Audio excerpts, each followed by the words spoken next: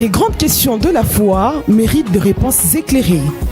Bienvenue dans Dialogue Sacré, votre cadre d'échange autour de la parole des dieux, doctrine, prophétie, révélation, connaissances bibliques, théologie, science. Nous explorons les sujets qui interpellent et parfois divisent les différentes confessions religieuses dans un esprit de dialogue et de recherche de la vérité. Chaque semaine, découvrez des analyses profondes et des débats enrichissants pour mieux comprendre les Écritures et les réalités spirituelles de notre temps. Le contexte dans lequel l'apôtre Paul a dit que les femmes se taisent, c'était le contexte tenant à rapport avec les dons spirituels. L'esprit de l'homme avec l'esprit de Dieu. Il est le premier niveau. Dieu l'a bien expliqué dans Apocalypse. Lorsqu'il y a guerre dans les ciels dont on parle là-bas, c'est le monde spirituel, c'est au niveau de l'esprit. C'était le secteur du diable. Arrête de dire ça. Nous n'avons pas preuve. Ah, tu n'as pas c'est le secteur du diable. Quelqu'un qui William Branham, c'est une information. J'ai des preuves. William Branham, c'est une information. Qui m'a dit que l'apôtre, dans mon rosa pour ma compréhension. Directement, je vous répondez et puis vous lui posez aussi une question. Je vais lui poser aussi une question. Rendez-vous à prendre chaque samedi à partir de 18h35 et une rediffusion chaque dimanche à partir de 15h20. Dialogue sacré, là où les Écritures sont révélées, les ténèbres disparaissent. Toute église où la femme enseigne, et les hommes qui sont dans l'église, et les femmes, tous iront dans les feux éternels.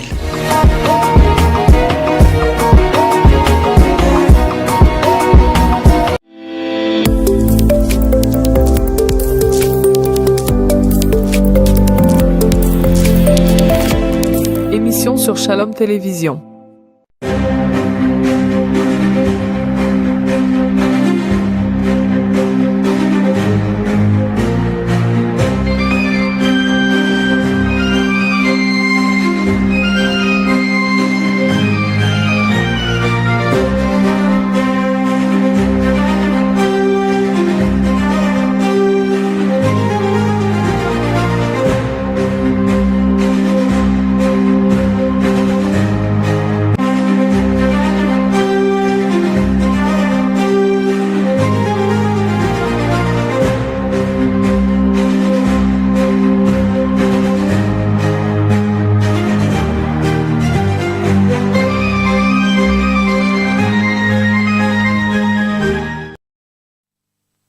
Le 2. Bon après-midi chez vous, bienvenue dans votre émission Dialogue Sacré, c'est cadre de change autour de la parole de Dieu. Et aujourd'hui, en ce samedi 8 où nous sommes avec vous, vous nous avez tellement manqué. Alors aujourd'hui, nous avons à traiter un sujet qui est vraiment important parce que vous savez, avec Dialogue Sacré, nous traitons des sujets qui divisent l'Église selon la théologie, parce que nous traitons de sujets dans les 4 branches de la parole de Dieu. Nous vous saluons de partout, vous qui nous suivez à partir de la Rouachi, Katouba, Congo, Kiwele, partout à Lubumbashi, sur le 7 communes d'ailleurs de la ville de Lubumbashi. Nous vous disons bon après-midi chez vous. Bienvenue dans ce studio où nous partageons sur la parole de Dieu. Je ne suis pas seul pour animer cette émission. J'ai mes invités de marque qui j'ai invité.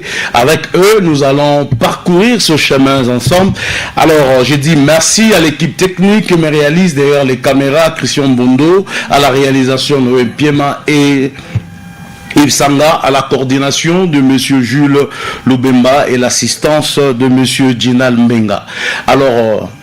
Alors, merci pour tous ceux qui nous écrivent, qui interviennent. Moi, mon handicap, mon intervenir, mon dialogue sacré. Ma question est nous. D'ailleurs, j'ai dit merci à Père Athanas. Il nous a écrit, il nous a laissé des questions que nous allons lire avec vous. Nous sommes en direct ici dans ce beau plateau de Shalom Radio et Télévision. Merci. J'aimerais accueillir mes invités avec qui nous allons partager ces beaux moments avec vous ensemble. À ma gauche, j'ai le pasteur Chérami Wakiese. Alors, avec lui, il est pasteur représentant légal de l'église évangélique Vie Abondante, à qui je dis bienvenue dans ce beau plateau. Merci beaucoup, papa, monsieur Johnny. Vous allez très bien. Dieu nous fait grâce, tout va bien par la grâce de Dieu. Nous sommes très heureux de vous accueillir aujourd'hui à Shalom Radio et Télévision. Je suis honoré par votre invitation. Comment vous avez trouvé Shalom? Oh, fantastique. Voilà. Fantastique, nous bénissons le Seigneur. Voilà. Et j'ai aimé le travail qui se passe ici. Oui. Et je crois que nous passerons de bons moments ensemble. Des bons moments ensemble.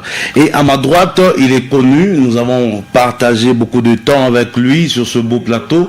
Il était en déplacement. Voilà qu'il est là aujourd'hui. Je l'ai dit, non, tu dois quitter Colosie, tu dois venir parce que le peuple de Dieu te réclame et nous allons partager ces moments avec lui. Lui, c'est le docteur Héritier Sampi. Vous le connaissez déjà. Il est pasteur, responsable de l'église Champ de Boaz, qui nous disons bon après-midi et bonsoir. Merci.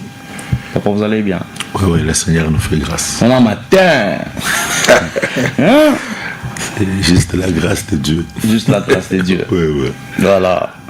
Comment ces derniers temps notre maman et ainsi comment se porte l'église? Non, elle se porte bien. L'église aussi, ça va. L'église aussi, ça va. Ouais. Ça va, comme tout va bien. Alors, avant de vous présenter notre sujet du jour, il y a quelque chose que nous avons préparé avec mon équipe. Il y a 2 questions surprises que nous avons préparées pour nos invités. Parce que eux, ils s'attendent déjà au sujet du jour. Mais avant le sujet du jour, alors ils vont intervenir pendant 1 ou 2 minutes selon des questions surprises qui se retrouvent sur la table. Alors, je vais inviter à chacun de prendre un bout de papier et de lire la question. Et je vais commencer avec Docteur Héritier. Il va lire la question, il va répondre dans 1 ou 2 minutes. Ainsi de suite, Pasteur Cherami aussi va prendre un bout de papier et il va lire la question et répondre. Docteur Héritier. Pour vous, l'évangile c'est quoi? Pour vous, l'évangile c'est quoi? Combien de minutes? Dans 1 minute. Oui. Bon, l'évangile c'est le fait d'annoncer Christ. Annoncer la vie de Christ, annoncer la mission de Christ, annoncer ce que Christ est venu faire, ce qu'il est capable de faire, et pousser aussi aux gens à accepter Jésus-Christ comme Seigneur et Sauveur. Donc dans toute la Bible, c'est ça le grand message. Ouais. La Bible tout entière parle d'une seule personne. Parce que lui-même dit dans le livre d'Hébreux, il dit, dans les rouleaux du livre, il est question des mots. Parce que la parole de Dieu s'appelle Jésus-Christ. La parole de Dieu s'appelle Jésus-Christ. Ouais. En bref, l'évangile. L'évangile se parlait de Jésus-Christ. Parler de Jésus. Ouais. Pasteur, cher ami, c'est quoi l'évangile pour vous? C'est la bonne nouvelle. C'est la bonne nouvelle. Oui. La bonne nouvelle de Dieu aux humains.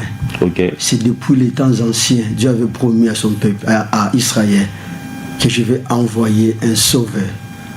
Et les Juifs l'appelaient le Messie. Ils attendaient le Messie. C'est lui qui devrait venir pour libérer son peuple, pour réconcilier son peuple avec son Créateur. Et nous savons que Israël, c'est le fils aîné de Dieu. Donc Israël était là pour attendre le Messie. Israël était là pour attendre le Messie. Voilà. Alors, vous avez aussi une question.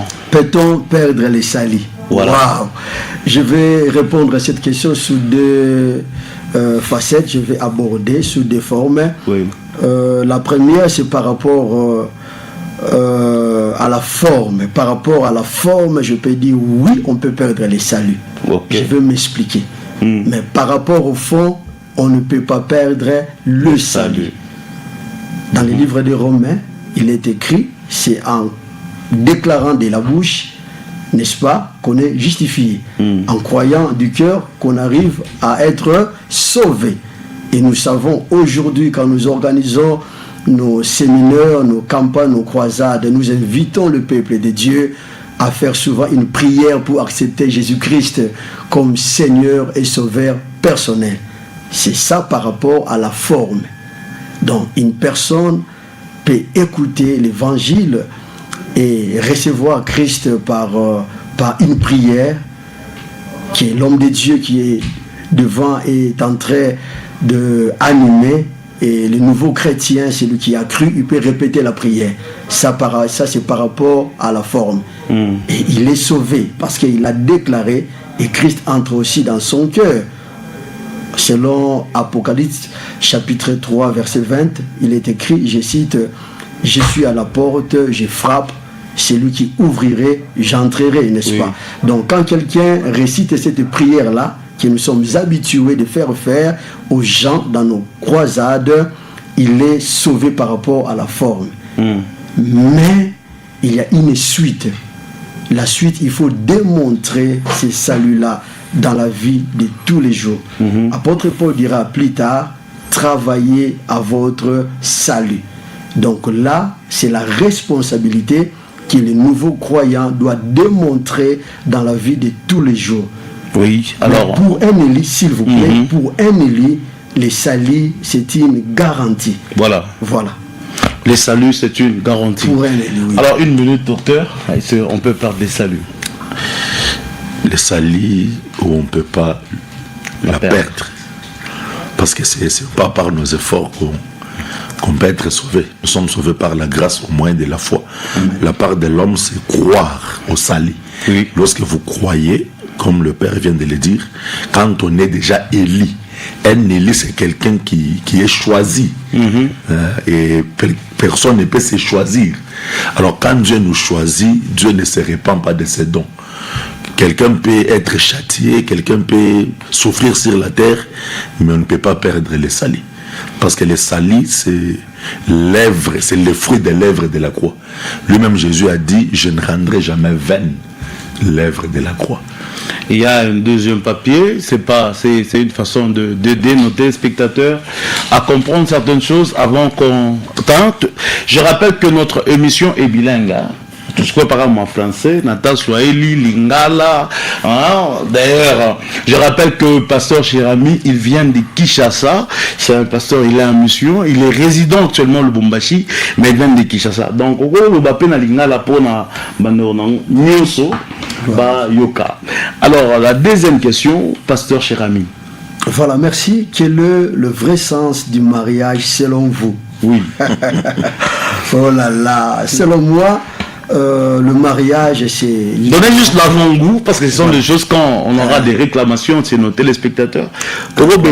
Voilà, c'est... Comment vous, en bref? En bref, le mariage, c'est l'union de l'homme avec la femme sous l'approbation de deux familles, c'est-à-dire de la famille du côté frère et du côté sœur, approuvé ou bien scellé par la prière de bénédiction par Dieu. Alors, j'ai une question pour vous. Est-ce que si on est veuf, on était marié et tout, on perd sa femme? Pour une femme, il faut combien de temps pour qu'elle se remarie, ou un homme? Bibi, soit Bibi Anakufwa, il faut combien de temps ou le boana a été marié? Le frère Paul donne une réponse à ça. Oui. Il a dit, l'homme et la femme sont liés aussi longtemps qu'ils sont vivants. Donc juste après la mort, après le décès de l'un des partenaires, cette union-là est d'office coupée. Donc après le mariage, après le décès, l'homme est libre, la femme aussi est libre.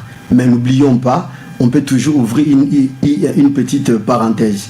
Nous sommes bantous, nous sommes humains, il y a des formalités, il y a des choses qu'on doit mettre en règle, n'est-ce pas? C'est-à-dire une femme qui est restée veuve a des enfants, n'est-ce pas? Par exemple, elle ne peut pas, après juste quelques jours, quelques mois... Combien de temps, la précision? Parce que je sens que le docteur Etienne n'est pas d'accord avec vous.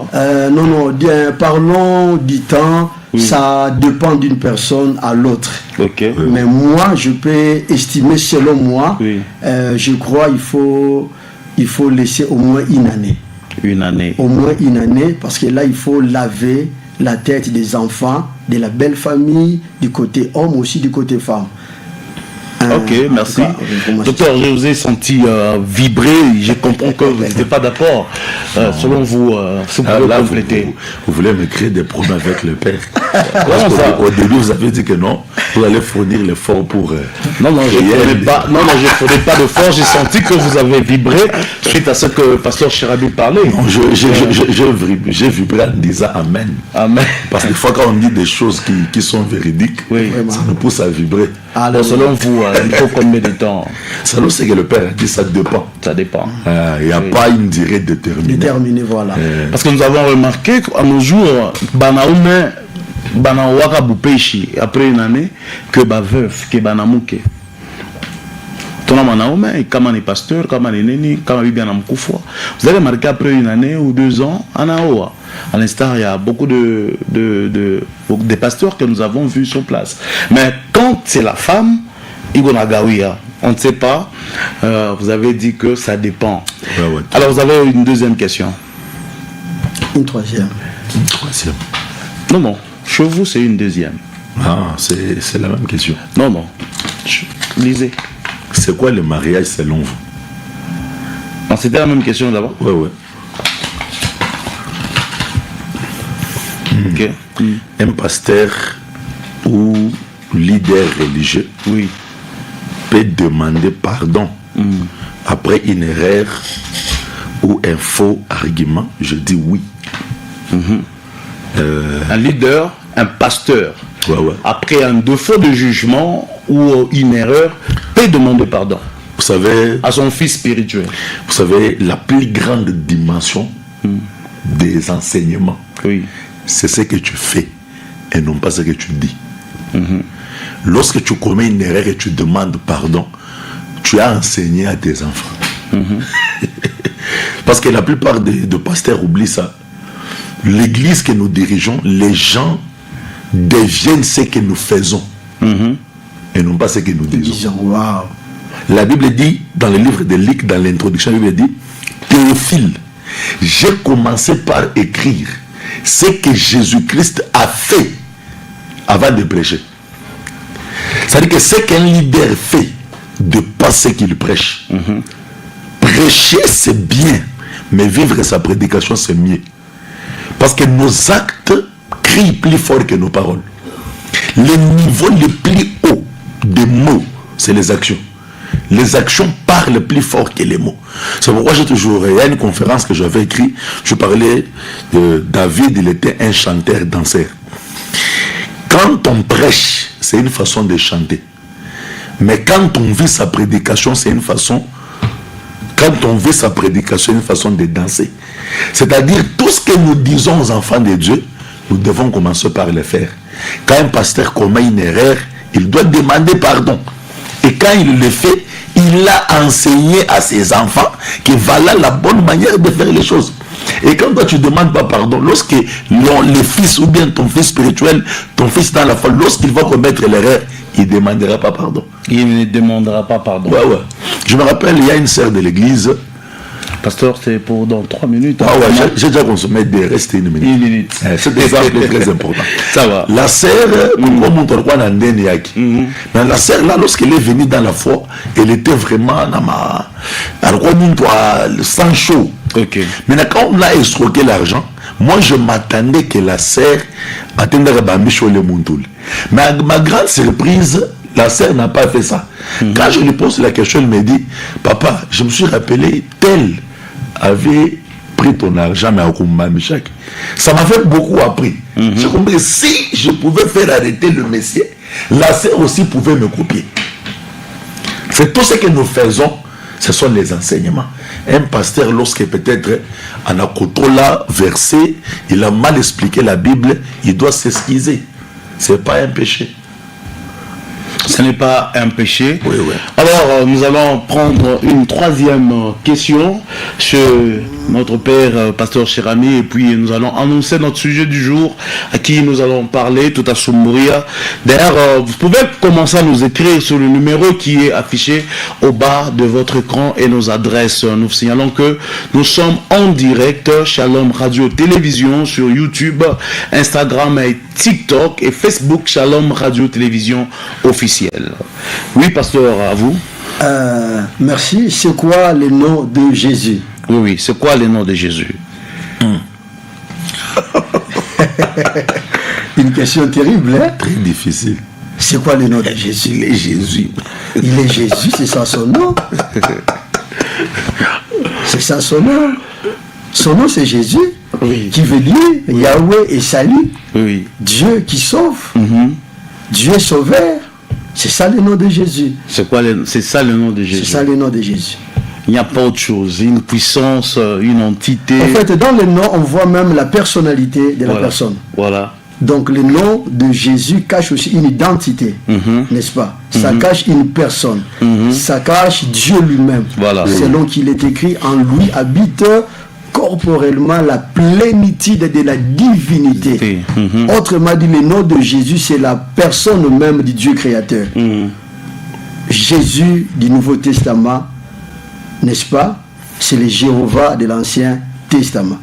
C'est le Jéhovah de l'Ancien Testament. Je crois que Bote Baouri Beko d'accord, c'est avec cette question que nous annonçons notre sujet du jour.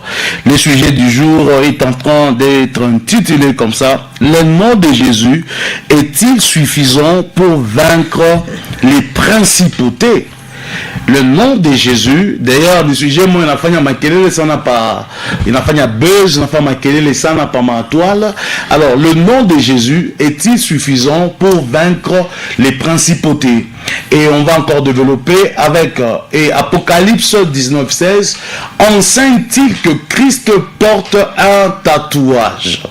Je crois, toi, Léry Wakamoto, na Imambo, d'ailleurs, nous citons, c'est le prophète Joël Francis, dans une de ses prédications, il a dit que on ne peut pas vaincre une principauté juste avec le nom de Jésus. Alors, aujourd'hui, comme vérité, c'est comme ça qu'on a invité ces éminents de Dieu pour essayer de partager sur la parole. Je commence avec Dr Héritier Sampi. Selon vous, le nom de Jésus est-il suffisant pour vaincre les principautés? Vraiment. Bon, je peux te scandaliser. Oui. Le nom de Jésus n'est pas suffisant pour chasser les démons. Ah, le nom de Jésus n'est pas suffisant pour chasser les démons. Oui, oui. Pas seulement les principautés, mais les démons. Même les démons. Même les démons. Le nom de Jésus n'est pas suffisant. Ok. Parce qu'il y a beaucoup de Jésus. Il y a beaucoup de Jésus. Mais le nom de Jésus-Christ. Et le nom de Jésus-Christ. J'ai provoqué le pasteur. Je crois que le pasteur, je dis déjà que je sentais qu'il y avait le feu qui sortait de l'autre côté, alors que Papa Chérami, il n'était pas d'accord. Parce qu'il y a beaucoup de Jésus. Ok. Les démons n'ont pas peur de Jésus. Ok. Ils ont peur de Jésus-Christ. Alors là, vous êtes d'accord avec eux?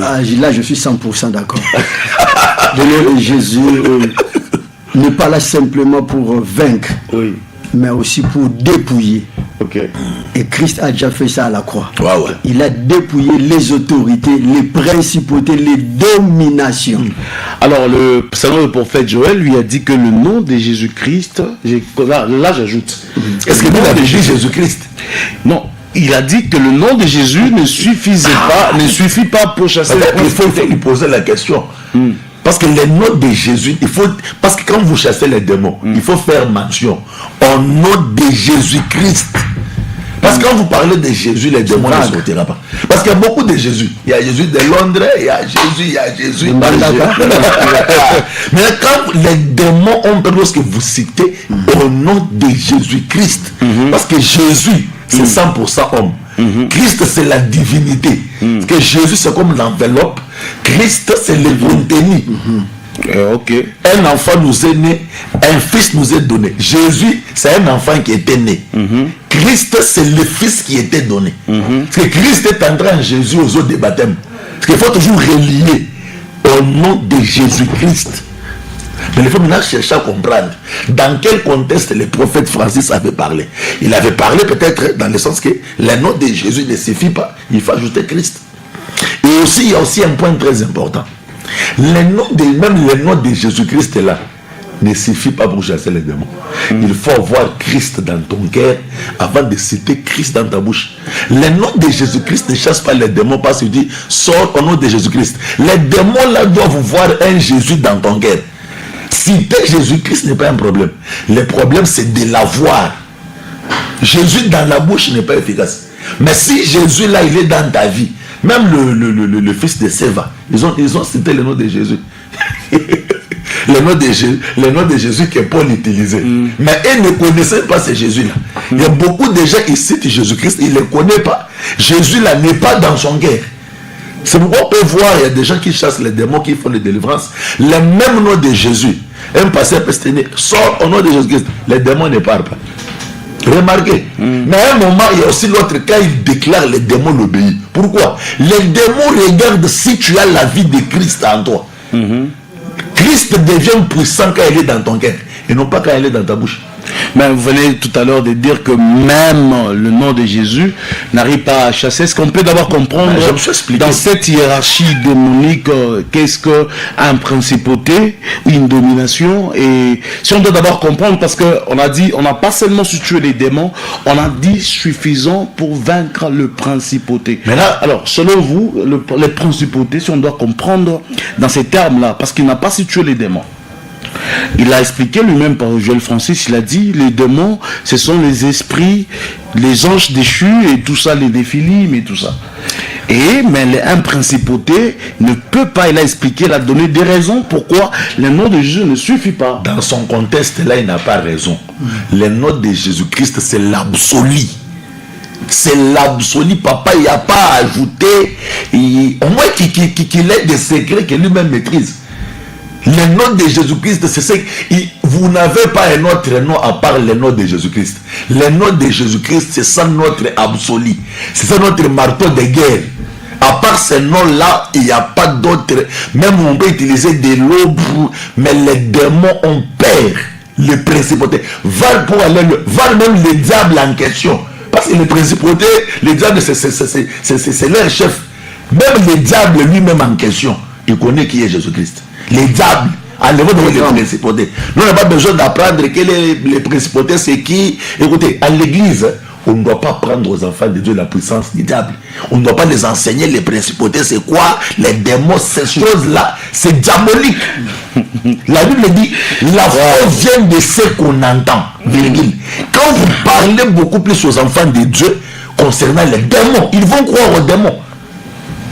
Vous parlez du démon, les principautés. Donc, docteur, selon vous, vous pouvez combattre. Ça vous aide à quoi? Selon vous, pouvez combattre quelque chose que vous ne comprenez pas, vous ne connaissez pas.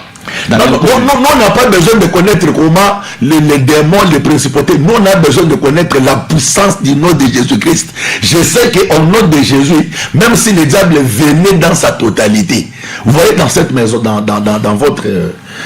On a aussi besoin d'appuyer vos thèses, vos affirmations par un passage biblique, parce que monsieur Levanto Amingue de Fata, beaucoup de pasteurs, d'ailleurs, pasteur Cherabi. Le nom de Jésus suffit-il pour vaincre le principauté? Oui. Je vais d'abord commencer là où le docteur s'est arrêté. Hein, oui. Je vais ravir la parole. Lui, quand il parle, c'est pour connaître le vrai dollar, soyez habitués à utiliser le vrai dollar. Tu n'as pas besoin d'apprendre les faux dollars. Amen. Pour en faire, n'est-ce pas? Amen. D'en avoir. Oui. On n'a pas besoin de connaître les noms des démons, des autorités. Non, non. On a besoin de connaître la puissance infinie de Dieu qui cache le nom de Jésus. Amen. Par rapport à ce que notre bien-aimé a dit, j'aimerais d'abord dire ceci.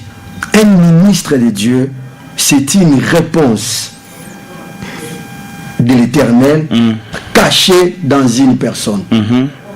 Donc si les hommes ont besoin de trouver des solutions à leurs problèmes ou des réponses à leurs questions, ils doivent consulter l'homme de Dieu. Alors l'homme de Dieu doit donner des réponses au lieu de s'aimer les troubles à l'endroit du peuple de Dieu. Ça, je n'ai pas apprécié. Le nom de Jésus ou bien le nom de Jésus-Christ. Dans notre contexte, à l'église, nous invoquons Jésus-Christ, celui qui a été crucifié et ressuscité après 3 jours. Et il a dit tout haut que le nom de Jésus ne suffit pas pour chasser les principautés. On va lire un texte. Philippiens chapitre 2, verset 8 à 11e verset. Je suis déjà là si je peux continuer. Si vous continuez. Non, continuez. Ok. Je disais, Philippiens chapitre 2, verset 8 à 11. Il s'est humilié lui-même. On parle de Jésus.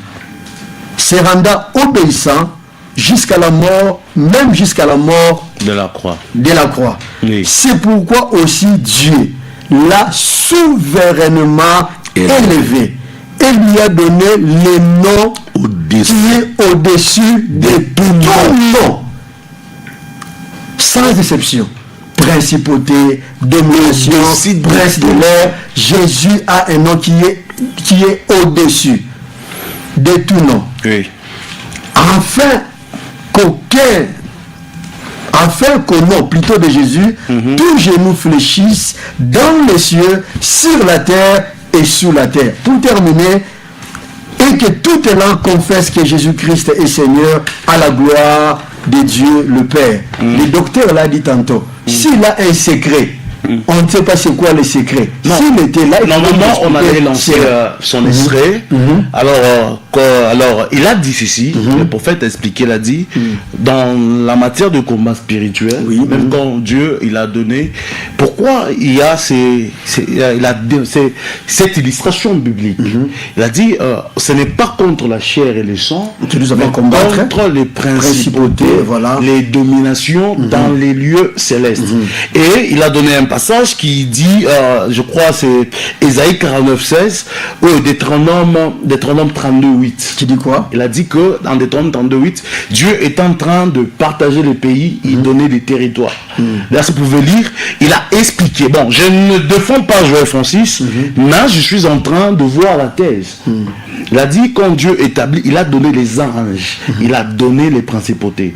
Et jusqu'à arriver chez Daniel, où Daniel était en prière pour prier pour les enfants de Dieu, où l'ange lui-même lui dit, j'ai été retenu pendant 21 jours par le prince de Perse. Donc le prince de Perse, c'est l'esprit, la domination, la principauté qui est dans les airs. Alors comment vaincre le principauté? Excusez, j'aimerais préciser quelque chose. Oui. Parce qu'il se base sur les tests dont l'ange a été retenu par les rois de Perse, n'est-ce pas? Non, il est en train d'expliquer parmi les thèses. Voilà. Si nous lisons dans Apocalypse, chapitre 19, le verset 10, quand Jean était en train de voir les choses, n'est-ce pas, dans la gloire, il a vu des choses qui dépassaient son entendement. Il a voulu se jeter à terre enfin, d'adorer qui? L'ange qui était devant lui. Et l'ange lui dira, garde-toi de le faire. Il a encore ajouté, je suis ton compagnon de service. Nous les croyants, nous savons que les anges sont nos compagnons de service. Ce n'est pas comme nous sommes nos serviteurs. Nos serviteurs. Ce n'est pas comme d'autres personnes que les anges qui croient que les anges doivent les accompagner, ils doivent invoquer les anges. Nous sommes un ange et c'est normal, n'est-ce pas? C'est normal parce que l'ange lui-même a déclaré qu'il est compagnon du service des gens. Donc le fait que le roi de Perse a retenu l'ange ne veut pas dire que le nom de Jésus ne peut pas vaincre les principautés. Et puis c'était dans quelle dispensation? C'est dans quelle dispensation? Dans la le prince Sirlési. Le monsieur là, c'est un prophète que je respecte. Nous l'aimons beaucoup. À l'âge, il a déjà tout fait déjà. Mais quand il s'agit de la doctrine, on doit défendre la sainte doctrine. C'est pas parce que vous êtes un vieux, vous avez une église que vous pouvez seulement apparaître et commencer à dire des bêtises. Non. Donc vous êtes le nom de Jésus-Christ, je peux dire que c'est ça même le fondement de l'église. Et quand vous touchez à ça, l'église n'a pas. Parce qu'en dehors de Jésus, il n'y a pas l'église. Jésus, c'est comme la tête. Jésus, c'est comme quand vous enlevez Nikoua dans les autres, il devient la bouillie. Alors retournons d'abord dans ce thème ou dans ce sujet. J'ai besoin que vous puissiez m'expliquer la valeur ou l'importance des principautés. Pourquoi dans la Bible y a-t-il cette hiérarchie spirituelle établie par l'apôtre Paul? Quelle est la démonstration de l'apôtre Paul par rapport à ça? Pourquoi Paul nous parle-t-il que ce n'est pas contre le chair et le sang, mais contre les principautés, parce qu'aujourd'hui nous accusons plus les gens de la délivrance dans beaucoup de choses, des morts et tout ça. Mais Paul dit, en réalité, ce n'est pas contre la chair et le sang, mais contre les dominations, les autorités, les principautés dans ces mondes, dans les ciels. Pourquoi? Quand vous lisez la Bible, vous devez d'abord comprendre l'idée, les fonds. Qu'est-ce qui est enlevé d'abord la révélation, autre chose. Paul voulait dire quoi? Paul voulait nous dire que les combats spirituels n'est pas charnel. Les combats spirituels, ça se passe dans les sphères spirituelles. Parce que les combats spirituels n'est pas lié au mouvement du corps. Par exemple, le piquet du corps, non. Paul voulait nous expliquer ça. Le combat spirituel n'est pas ça. Docteur, soyez souple. On a ça pire mais quand on est ça va dans la je l'ai dit. Donc vous voulez dire qu'il est ma pratique, il est bien bon. Le diable n'a pas besoin, le diable n'a pas peur depuis que Nicono. C'est que Paul voulait dire. Ça, ce sont des futilités. Pasteur, vous savez qu'avec ce que vous affirmez ici, je peux appeler Nani Mouchabatunda. Non, papa, vous voyez, aujourd'hui, là, on sait très bien qu'aujourd'hui, il y a beaucoup de bêtises à l'église. Et puis, il y a les gens, ils font des choses juste pour créer les mouvements. Juste créer les mouvements, et puis, ils marchent derrière ces choses-là. Et puis, ils ne veulent pas qu'on touche à la vérité. Le combat spirituel n'est pas lié au mouvement. Le combat spirituel est spirituel. Quand on parle d'un combat spirituel, on voit un esprit contre un esprit. Et le véritable combat spirituel, pour votre information, c'est le mensonge contre la vérité. Le diable, c'est le père du mensonge. Nous avons la vérité. Le combat spirituel, c'est vérité contre mensonge, ténèbres contre lumière. Et quand on veut vaincre les esprits impurs, la formule qu'on nous a donnée, nous là, on nous a pas dit que non, allez et citer le nom de Jésus, Marc chapitre 16, 17e verset. Elle dit quoi? Allez partout, à mon nom, vous chasserez les démons. À mon nom, vous ferez des miracles. C'est que tous les esprits là, le combat spirituel, parce que nous les chrétiens, un homme ne peut pas combattre le diable. Si seulement on enlève Jésus, tout le monde na chetani fane mambo ya koloto kwa na manchumvi comme les gens veulent le dire spiritualité na bingine batoshe tu Yesu diable tesu kuvunja mbaya. C'est que le diable craint. C'est que le diable, même si aujourd'hui la Bible dit le mystère de la piété, le ministère de l'iniquité, il doit faut agir. Mais ce qui le retient, c'est quoi? C'est le Saint-Esprit qui est la présence de Christ en nous. Lorsque le Saint-Esprit va quitter la terre, vous allez voir comment le diable va agir. En dehors, il y a ma stratégie, on a acheté, on a fait un chou de bord. C'est une minute avant. Mais vite dans les domaines spirituels, dans les domaines spirituels, ce qui fait la force d'un chrétien, c'est avoir la foi au nom de Jésus-Christ. Avoir la foi au nom de Jésus.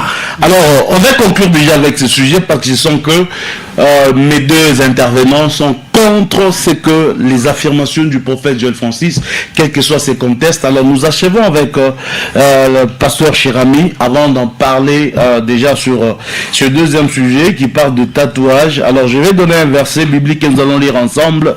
Apocalypse 19, verset 16. Et Ésaïe, je ne sais pas si on va bien, Ésaïe 49, 16. Alors on va expliquer sur ça. Alors on va conclure avec le nom. Le nom de Jésus suffit-il pour vaincre le principauté? Nous avons dit tout ok, c'est ça, c'est oui et amen. Au nom de Jésus, tout genou fléchit et toute langue confesse que Jésus est Seigneur. Et je voulais dire ce que le docteur avait dit tantôt. Il a parlé des fils de Séva. Pour déclarer le nom de Jésus, pour utiliser le nom de Jésus, pour en faire bon usage, tu dois aussi avoir la personne là de Jésus en toi. Amen. Cette intimité avec la personne de Jésus. On ne peut pas faire usage du nom de Jésus juste pour un problème, pour une bataille, pour combattre le diable. Mais il faut vivre avec la personne de Jésus. Ça, je voulais vraiment mettre un peu le point sur les îles, parce qu'il y a d'autres personnes qui ne prient pas, ils n'ont même pas une relation réelle avec Dieu, mais quand il a un problème la nuit, il s'élève sans effet. Ça, ça ne va pas aller. Là, ça ne va pas aller. Donc, nous croyons que devant le nom de Jésus, tout genou fléchit. Mais celui qui utilise ces noms-là doit avoir une relation véritable. Parce que le christianisme n'est pas une religion, mais c'est une vie réelle que nous devons vivre. C'est une vie. Donc là, nous voulons quand même expliquer pour que tout le monde puisse retenir quelque chose là-dessus. Merci beaucoup. Nous sentons que le nom de Jésus est au-dessus de tout nom. C'est-à-dire même le principauté, quelle que soit la thèse qui veut affirmer, disons que les systèmes, l'influence, le nom de Jésus est capable de de chasser. Alors, nous allons parler de est-il, Apocalypse 16, 19, enseigne-t-il que Jésus-Christ porte un tatouage? En cela, nous allons ajouter un verset que nous allons lire tous ensemble et voir comment les hommes de Dieu vont vouloir parler. Ésaïe 49, verset 16. Si c'est la même chose, ils vont essayer de nous expliquer. Voici Ésaïe 49, 16, la Bible dit, voici, je t'ai gravé sur mes mains, tes murs sont toujours devant mes yeux. Voici, je t'ai gravé sur mes mains, virgule, tes murs sont devant mes yeux. C'est-à-dire là, c'est Dieu qui est en train de parler, il dit, je t'ai gravé dans mes mains. Je ne sais pas si c'est la même version que vous avez là-bas. Oui, oui. C'est la même version? C'est la même version, oui. Ok. Maintenant, on peut maintenant lire Apocalypse 18, 19, 16. Quand on sait que la parole de Dieu est en train de dire.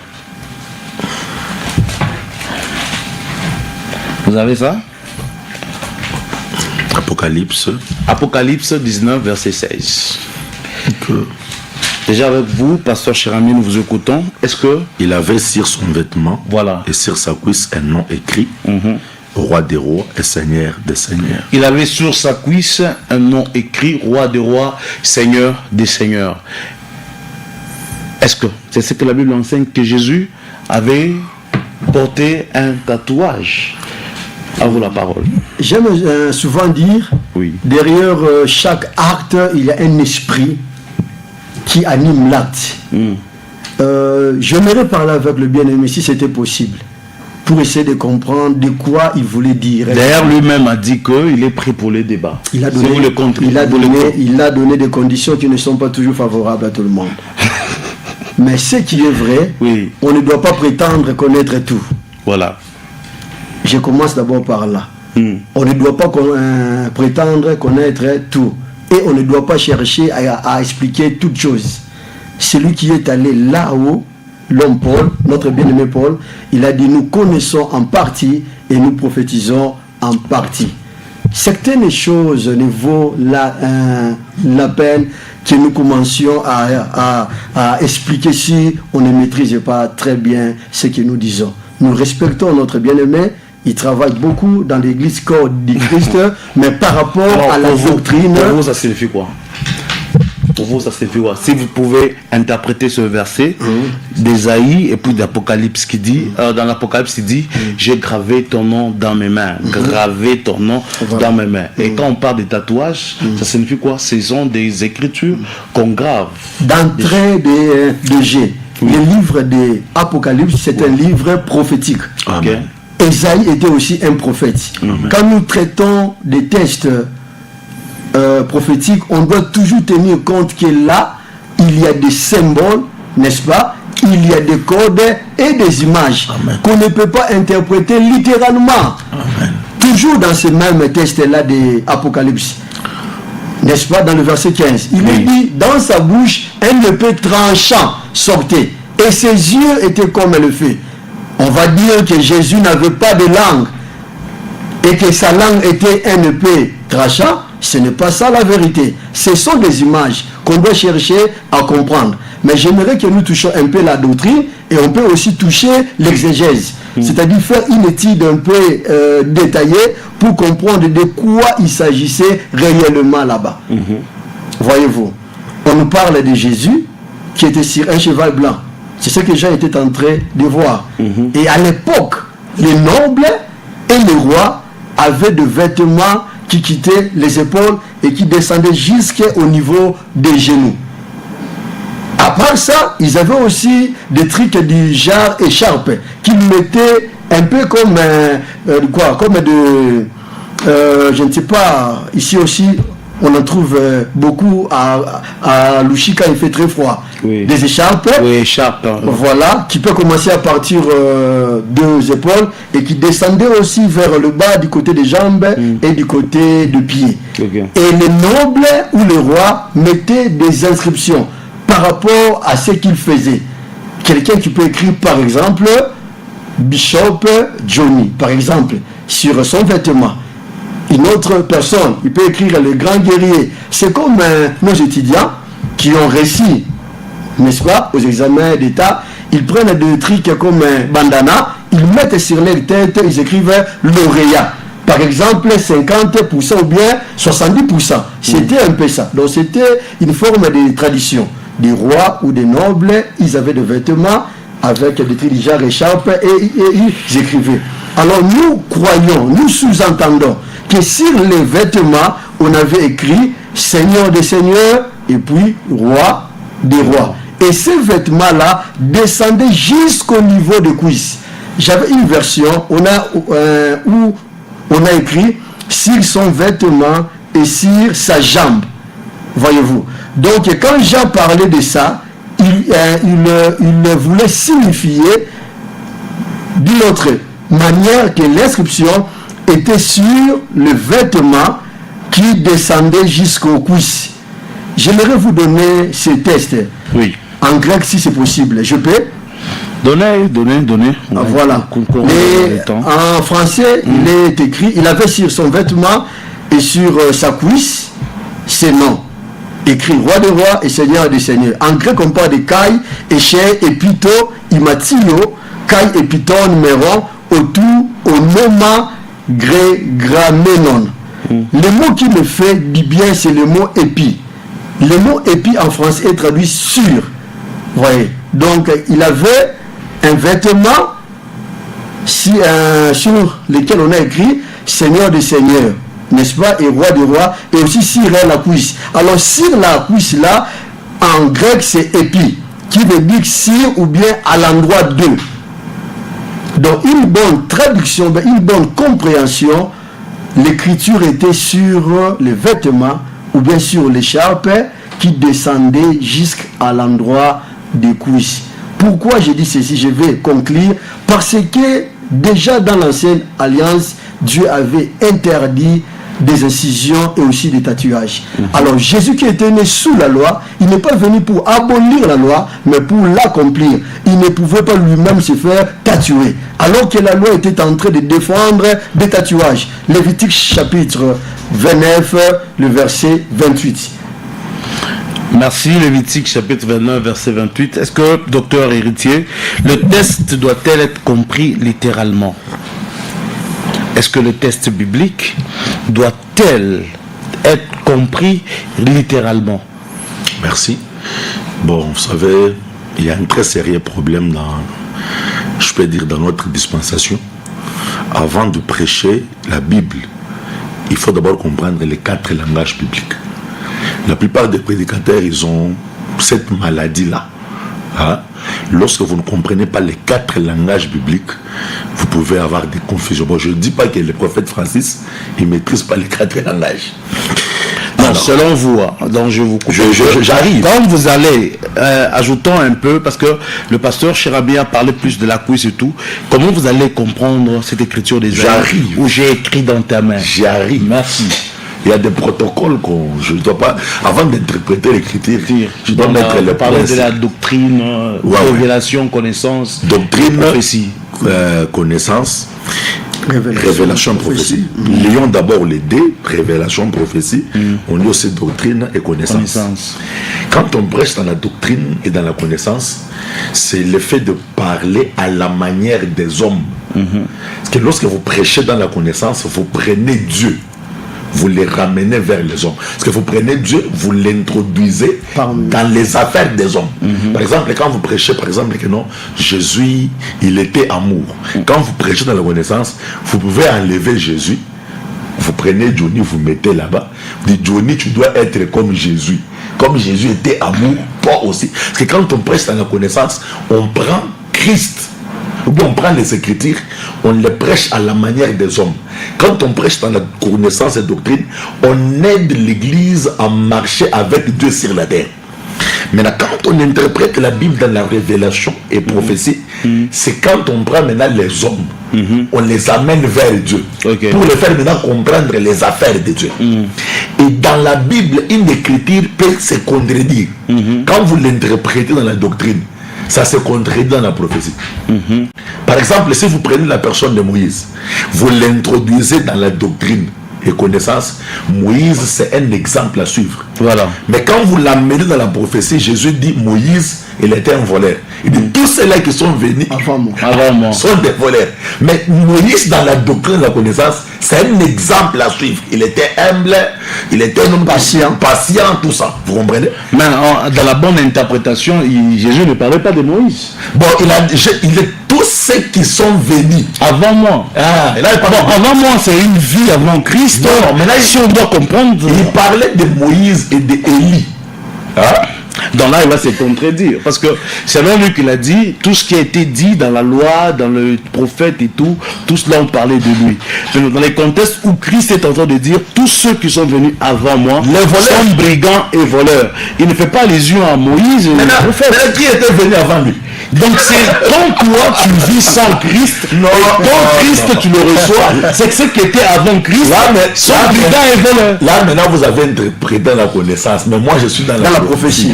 Dans la prophétie, Moïse et Élie, ils étaient des brigands. Oui. Élie a tué Condé déjà. Élie a déclaré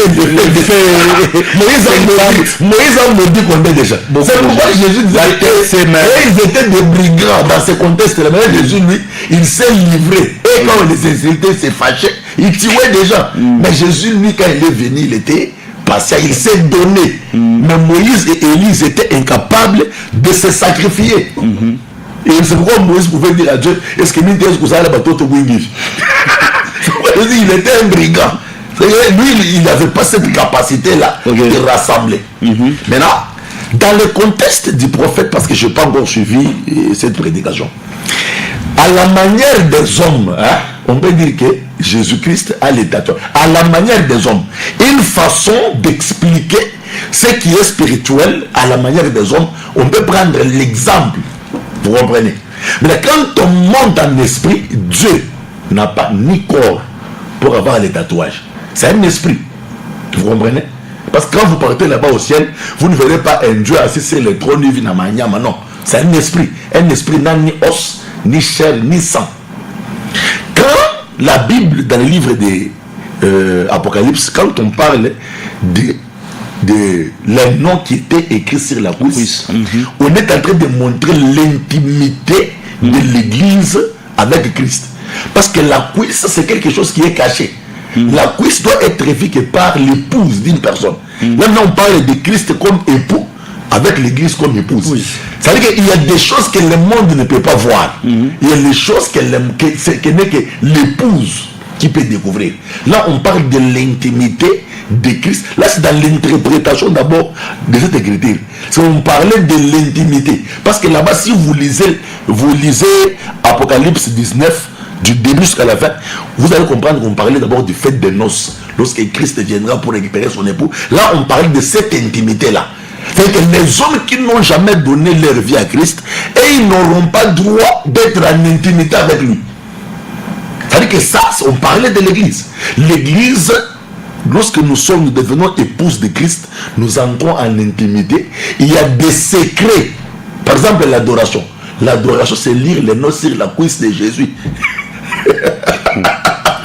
Lire les noms. Alors, moi j'ai une question par rapport à ça. En vous ramenant... Non, faut qu'on j'ajoute parce que je vais donner aussi la parole au pasteur cher ami. Bon, toujours dans ce contexte, est-ce qu'Abraham était-il dans l'intimité avec Eliezer quand il lui fait jurer sur sa cuisse pour envoyer Eliezer d'aller prendre sa femme à Charan? Il dit, il fait jurer sur sa cuisse. Alors cela signifie quoi dans le report? Et est-ce que c'est toujours l'intimité? Donc Abraham et son serviteur étaient dans l'intimité, selon vous? L'intimité, quand on parle de l'intimité, on ne voit pas seulement par exemple un rapport et autres. Et vous devez comprendre ça. Les lignes, quand vous lisez l'Ancien Testament, il y a les choses qui préfiguraient. Il y a les choses qui ont maintenant porté leur vrai sens aujourd'hui là. Parce que quand vous prêchez l'Ancien Testament, vous devez les ramener à la vérité aujourd'hui. Quand vous prêchez l'Ancien Testament dans les cas de parce que l'Ancien Testament doit être expliqué. L'Ancien Testament, c'est l'ombre des choses à venir. Par exemple, quand on dit que Israël marchait dans la nuit avec la colonne de feu, aujourd'hui, ça a une signification. Aujourd'hui, colonne de feu, là, c'est le Saint-Esprit. La nuée, c'est la parole de Dieu. C'est que l'Ancien Testament doit être interprété. Au moins, si vous le prêchez dans la connaissance, or, il y a des écritures qui ne doivent pas être prêchées dans la connaissance. Quand vous le prêchez dans la connaissance, vous détruisez. On détruit. Ça, cher ami. Ok, j'ai voulu aussi parler concernant Isaïe, chapitre voilà. 49, le verset 19. De là, écrit dans la main. J'aime le verset, je crois, 16, hein, oui. Où Dieu dira, une femme, oublie-t-elle son enfant, n'est-ce pas? Et Dieu dira, si cela peut être possible, si cela peut arriver, qu'une mère puisse oublier l'enfant qu'elle a allaité, moi, le Seigneur, je ne veux pas oublier mon peuple. Voyez-vous, là c'est la sollicitude de Dieu pour son peuple. Il a dit, j'ai gravé ton nom dans mes mains. Il a dit, j'ai gravé ton nom dans mes mains. Gravé, ça signifie tatouer. On va y arriver. Et il a encore ajouté, et tes murs sont constamment devant moi. Oui. Quand on parle de murs sont constamment devant moi. Si on veut faire une interprétation littérale, c'est que devant Dieu, il y a des murs, n'est-ce pas? Or, si nous entrons dans la révélation, dans la doctrine, dans la connaissance, j'aime ça. L'apôtre Paul, quand il parle de la prière en langue, c'était murs. Ça, c'est ça. Si nous voulons rentrer, c'est ce que notre bien-aimé a dit. Il y a les tatouages. C'est que là, devant Dieu, il y a des murs qui constituent la vie de chaque chrétien. Voyez-vous, on ne doit pas interpréter ça d'une manière littérale. Moi, j'aime ce que Paul a parlé concernant le parler en langue. Il a dit, celui qui parle en langue, il édifie une muraille pour sa propre vie. Et en grec, il a utilisé le mot oikodomeo. Oikos, qui veut dire maison, ou bien muraille. De méo, c'est le verbe bâtir. Donc celui qui parle en langue, il est en train de construire une muraille pour sa propre vie. Voilà. Quand Dieu disait à Israël que tes murs sont constamment devant moi, Dieu rappelait à son peuple que ses prières, leur adoration, leur attachement avec lui dans les prières, il est en train de voir ça à tout moment. Qui n'a pas oublié les prières de ses enfants? Vraiment. Qui n'a pas oublié les prières de ses enfants. Voyez-vous, papa? Alors, merci beaucoup, pasteur. Alors, qu'est-ce que signifie roi des rois et seigneur des seigneurs? Moi, j'aimerais répondre, mais avant d'y arriver, j'aimerais savoir, quand nous défendons dans Actes chapitre 1 verset 8, il est dit, je cite, vous recevrez une puissance quand le Saint-Esprit surviendra sur vous et vous serez mes témoins. Nous devons être témoins de Christ. Quand nous parlons de tatouage, on est témoin de Christ ou bien témoin de quoi? Je veux aussi savoir quel est l'esprit, quelle est la pensée que nous voulons amener au peuple de Dieu. Comme moi qui prétends être pasteur, je défends les tatouages. Je parle des tatouages et je dis à l'église, dites après moi, mon Dieu est un Dieu qui est tatoué. Qu'est-ce que je peux mettre dans la tête des enfants de Dieu? Le docteur a dit ça tantôt. Quelle que soit la renommée que tu peux avoir la prestance, l'éloquence, la présence, mais la doctrine, on ne peut pas toucher à cela. Dans Lévitique chapitre 29, le verset 28, Dieu avait déjà interdit les tatouages. Alors, qu'est-ce qui nous anime à faire répéter le peuple de Dieu que notre Dieu est un Dieu tatoué? Alors, qu'est-ce qui signifie roi de rois et seigneur des seigneurs dans peu de minutes, parce qu'on vient déjà nous signaler que nous sommes en train de chuter avec notre émission. Donc, alors, je vous accorde 1 minute parce que nous sommes presque à la fin. C'est tellement bon aujourd'hui, je crois même nos téléspectateurs, ils sont réjouis parce que nous avons senti qu'il y a des choses. Jésus-Christ est devenu roi des rois, seigneur des seigneurs, lorsqu'il a fait de nous le royaume des sacrificateurs. Donc nous sommes devenus des rois. Maintenant lui il est le roi des rois. Parce que Psaume dit, il a donné la terre au Fils de l'homme. Oui. Nous sommes des rois. Quand Jésus-Christ est mort pour nous, il nous a introduits dans les royaumes des sacrificateurs. C'est pourquoi même Proverbe 25, la Bible dit la gloire de Dieu, c'est de cacher les choses, celle des rois, c'est de les sonder. Quand on a le Saint-Esprit de Dieu, on devient un roi. Et directement, Jésus-Christ, il devient le roi des rois, parce que nous sommes des rois. Lui maintenant il devient les rois des rois.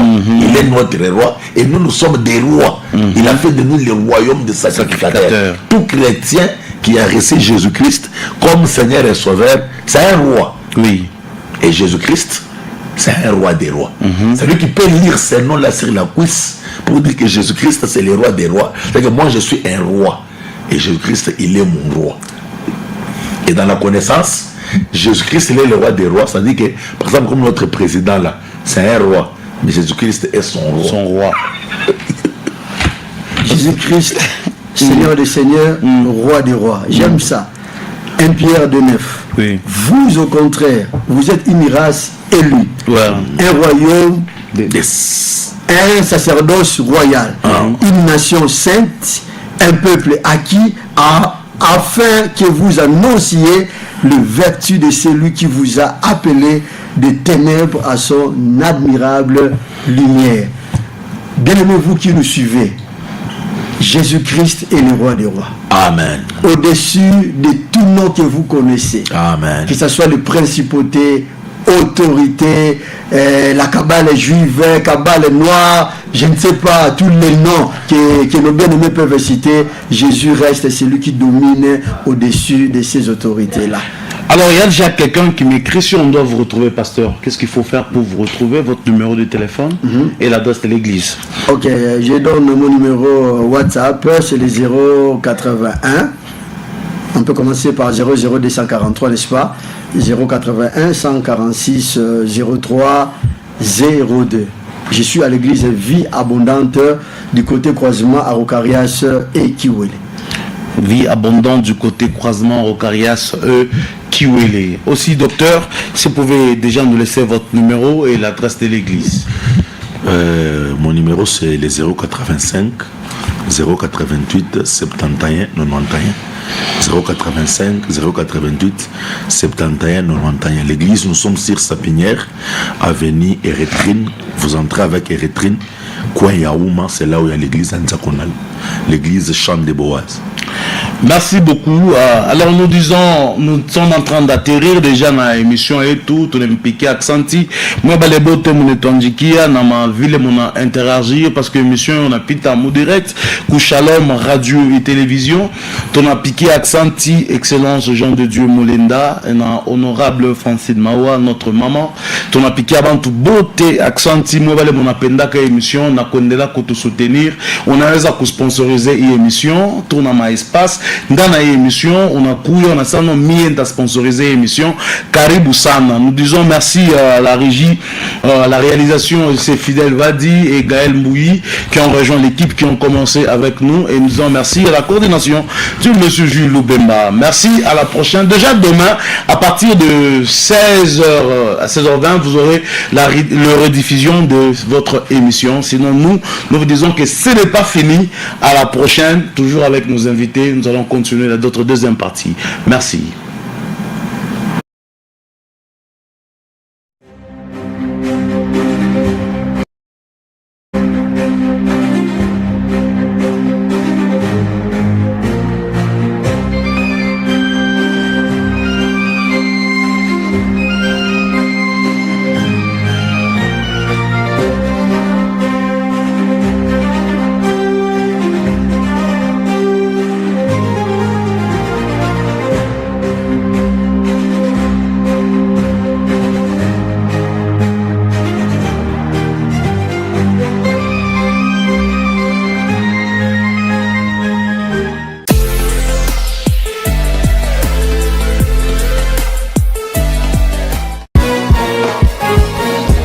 Les grandes questions de la foi méritent de réponses éclairées.